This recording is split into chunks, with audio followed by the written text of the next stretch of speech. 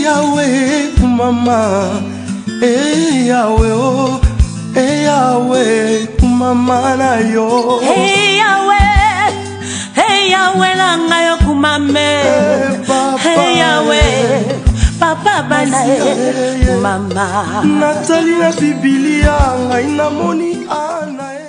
Nakopambola nzambe oyo azali nzambe ya batu nyonso. Napamboli nzambe oyo aza nzambe ya Bibele. Na tango oyo nkolo nazongisi matondo pa na yo nzambe. Naza mutu oyo nkolo nasengelaki natelema liboso ya batu te po nakumisa monene na yo. Nazali moto oyo nasengelaki te nazala meme parmi batu oyo bakoki kokumisa kombo ya Yesu Masiya. Mais soki lelo nkolo na bikamwa toza na se permettre kotelema liboso ya batu ezali nguya na yo, ezali bolamu na yo, eza ngolu na yo nde permettre nga lelo Ramazani Nazaréen, rabbin Ramazani Nazaréen na telema liboso ya batu pour na propager bonne nouvelle. La bonne nouvelle, c'est quoi? Cette bonne nouvelle du royaume. Quel royaume? C'est le royaume de cieux. Nazali awa lelo nalingi ko bandela na ebandeli. Parce que makambo oyo même ba ancien depuis mokile banda bazwa témoignage ya malamu likolo ya bondimi. Ce qu'on appelle la foi. Moi, je vais commencer par la foi. Parce que ce qui est le problème, c'est que mukili. Ce qui est le problème, c'est que les et belé, ezali pona oyo babengi bondimi. Na français, bazako benga la foi. C'est ce qui cause des problèmes aujourd'hui. La foi, ezana modèle et belé oyo batu bazali ko définir yango. Mutu na mutu ko définir foi na ye na modèle na ye parce que mutu nyosa ko lobaka ke ngai nandimeli nzambe soko tie micro na mutu nyoso awa na tango oyo otuni ndeko est-ce que yo sambelaka akoyebi soko ndeko ngana sambelaka mutu nyoso asambelaka mais lelo ngai rabbin Ramazani nalingi na lakisa ke ce n'est pas tout le monde qui peut adorer. Ce n'est pas tout le monde qui peut adorer. Parce qu'il y a plusieurs adorateurs. On peut adorer comme on veut. On peut adorer comme on veut. Mais il y a plusieurs adorateurs. Je vais commencer au commencement. Au commencement. Au commencement, il y a Caïn et Abel, vrais adorateurs, mi balewan. Caïn, azali mwana Adam. Yé azalaki adorateur. Abel azali pe mwana ya Adam. Ye pe azali pe adorateur. Siko likambo ekomaki sikoyo na révélation bofungolami o babengi bofungolami nde yango esaki ke différence esalema entre adorateur ya Caïn na adorateur ya Abel. Mais ngai Ramazani, rabbin Ramazani le Nazaréen nazali parmi batu oyo nazali na lignée ya Abel. Nga na choisir na nga na lignée Abel. Pourquoi lignée Abel? Na lignée na limbola muke likambwana. Pourquoi lignée ya Abel?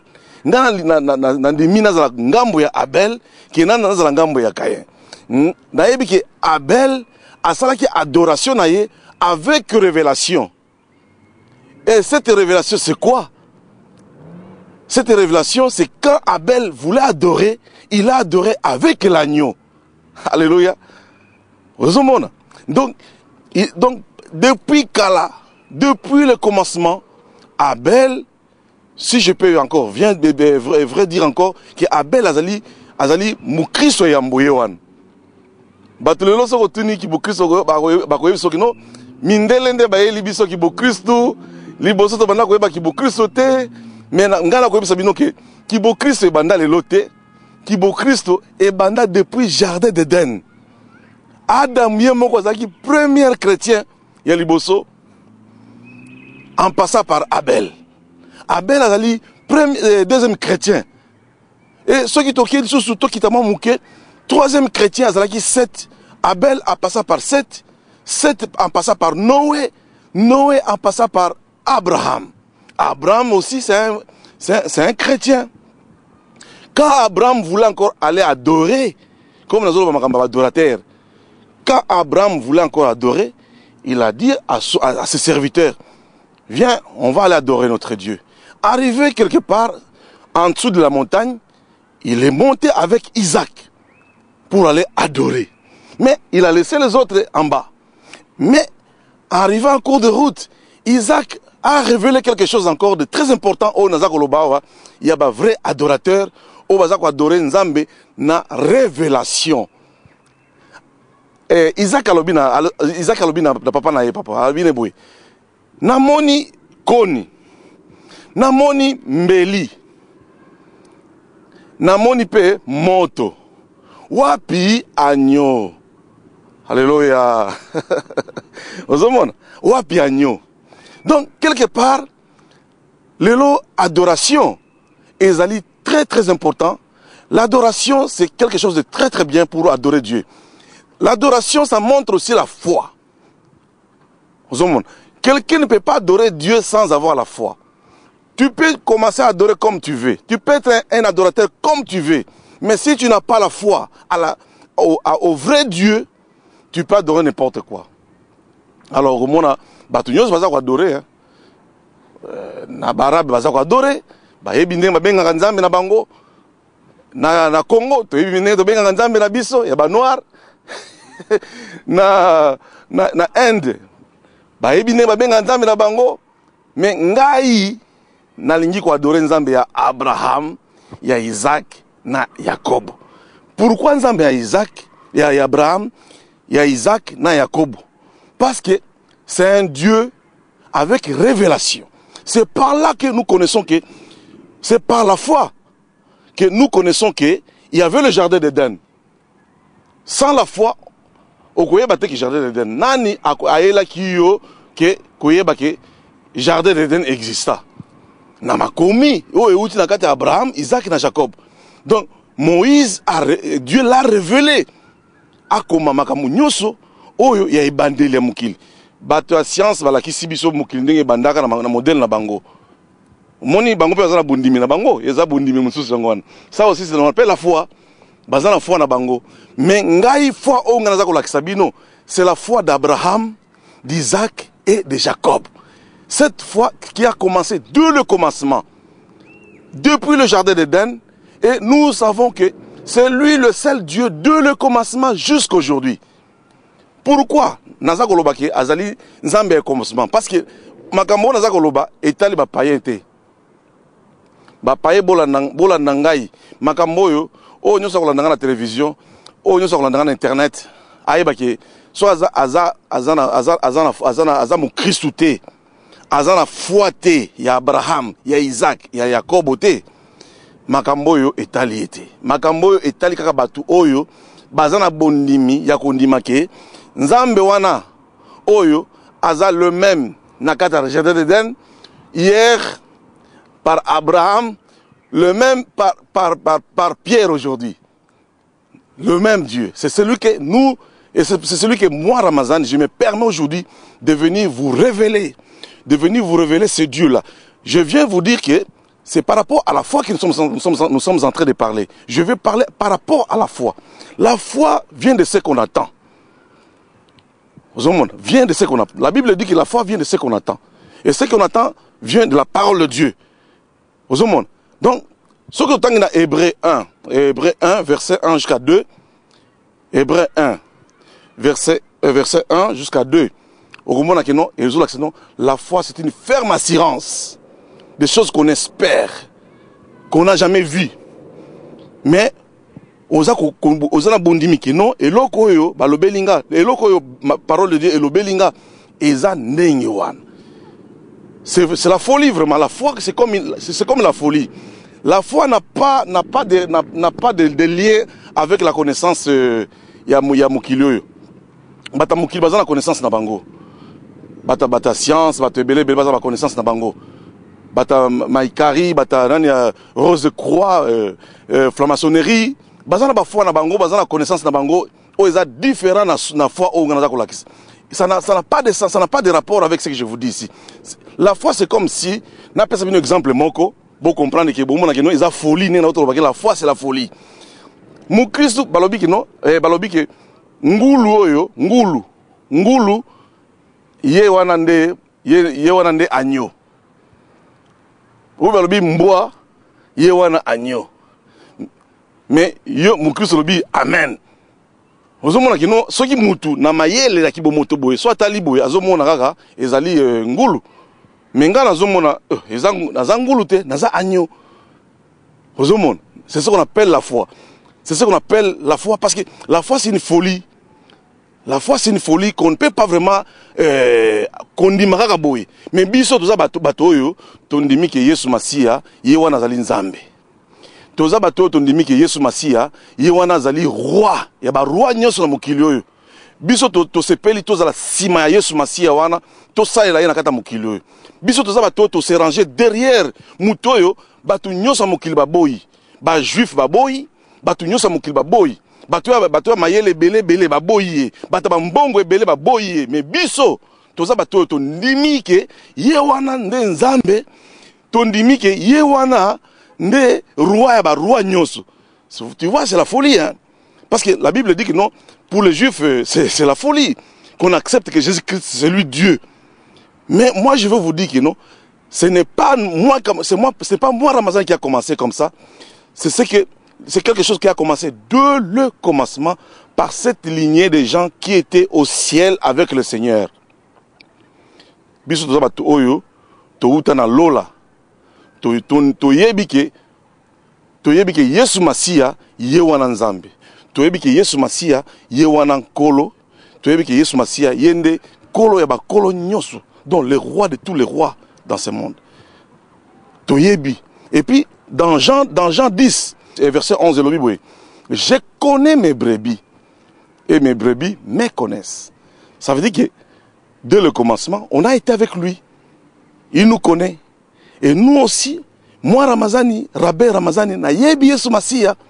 C'est pourquoi, na botamaki côté mususu, na botamaki musulman, mais talanga lelo musulman, na komi chrétien.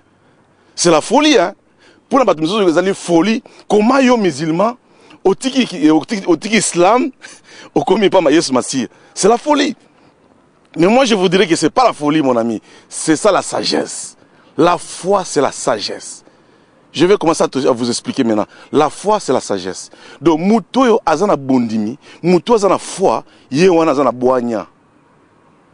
Donc pour te dire que non, ce qui est là ozana bondimi ya Yesu Masia ke ye wana nkolo na Masia, ye wana nkolo, ye wana nzambe. C'est que ozana kata folie. Ngana ko benga yo nde folle ou fou, mais ngana zali na la sagesse. Donc ça veut dire que yo mutobo ko ndima Yesu Masia ke azali nzambe, yo mutobo ko ndima ke yende nkolo na ba kolo nyonso, ngana ko benga yo nde mutu zalo ko la fou, mais ngana na la sagesse. Naza sage parmi les sages, naza au-dessus de tout le monde parce que j'ai reconnu que Dieu, le Seigneur Jésus-Christ, c'est lui Dieu dans ma vie. Je viens de vous dire que non, ça n'a pas commencé avec moi. Je viens de vous dire que ça a commencé avec Adam.